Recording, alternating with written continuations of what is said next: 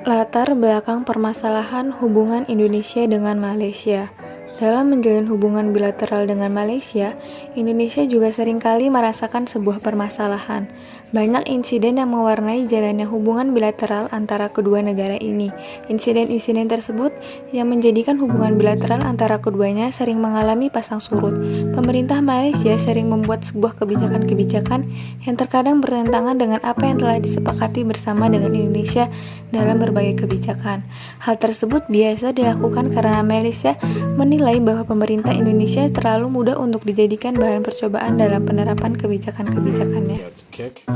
Permasalahan yang terjadi antara Indonesia dengan Malaysia sangat beragam, yaitu tentang perebutan wilayah, pelanggaran HAM, hingga masalah hak karya tentang sebuah lagu. Salah satu contoh kasus yang sempat terbawa dari zaman dahulu adalah mengenai penguasaan atas Pulau Sipadan dan Ligitan.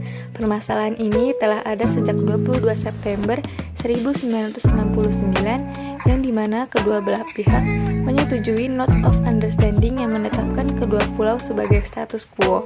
Dalam perjalanannya, pembahasan secara bilateral terhadap masalah ini tidak berhasil mencapai kesepakatan. Banyak sudah upaya diplomasi digunakan untuk menyelesaikan perebutan kekuasaan ini, dan setelah berbagai upaya yang ditempuh mengalami kebuntuan, akhirnya kedua belah pihak sepakat untuk membawa permasalahan ini ke Mahkamah Internasional. Indonesia sendiri berupaya menggerahkan segala kemampuan di bidang hukum untuk memenangkan kasus ini. Bahkan, Indonesia juga menyewa beberapa pengacara handal untuk meraih kemenangan dan mengeluarkan uang dengan total nilai 16 miliar. Selanjutnya, analisis permasalahan persengketaan perebutan wilayah Pulau Sipadan dan Ligitan. Persengketaan selang Indonesia dengan Malaysia ini mencuat pada tahun 1967 ketika dalam pertemuan teknis hukum laut selang kedua negara, masing-masing negara ternyata memasukkan Pulau Sipadan dan Pulau Ligitan ke dalam batas-batas wilayah. Jadilah kedua negara sepakat memasukkan Pulau Sipadan dan Ligitan di situasi status quo. Akan tetapi, pihak Malaysia menangkap maksud yang berbeda. Malaysia memahami status quo sebagai tetap mempunyai hak wilayah Malaysia sampai persengketaan beres, dan Malaysia malah mendirikan resor pariwisata. Pemerintah Indonesia yang juga merasa mempunyai pulau-pulau itu segera mengirim protes ke Kuala Lumpur, minta supaya pembangunan di sana di-stop dahulu. Alasannya, Sipadan dan Ligitan itu masih dalam sengketa, belum diputus siapa pemiliknya.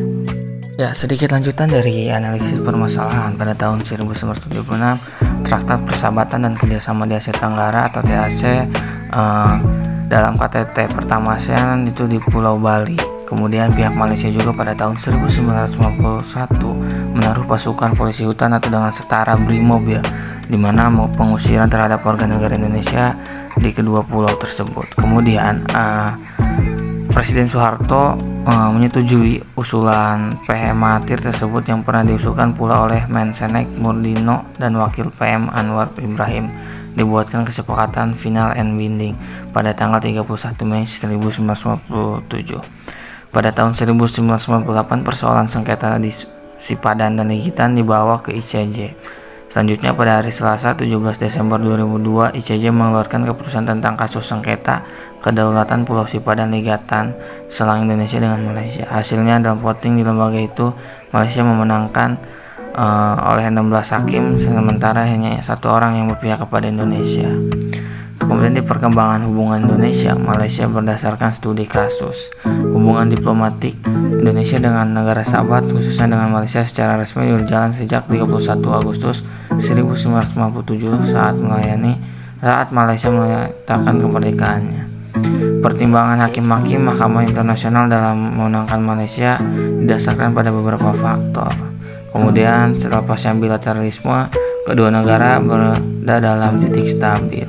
Namun di awal tahun 2005 Malaysia mengklaim sebuah blok eksplorasi lepas pantai di Laut Sulawesi dengan dasar kedaulatannya atas Sipadan Ligitan. Klaim Ambalat sempat memanaskan hubungan bilateral Indonesia-Malaysia. Adanya kasus Ambalat menimbulkan permasalahan bagaimana hubungan kedua negara tersebut. Meski terdapat isu-isu mengenai persengketaan perbatasan, hubungan bilateral antara Republik Indonesia, Malaysia dengan Malaysia banyak diwarnai dengan kerjasama, meliputi berbagai bidang baik ekonomi, riset teknologi, budaya, pendidikan, pertarian, dan keamanan, dan sebagainya. Prospek hubungan Republik Indonesia dan Malaysia tidak akan begitu kontras dari kondisi hubungan saat ini. Hubungan baik selama ini tetap terjalin walau tumpang tindih klaim Blok 4 sempat meruncingkan suasana hubungan bilateral kedua negara.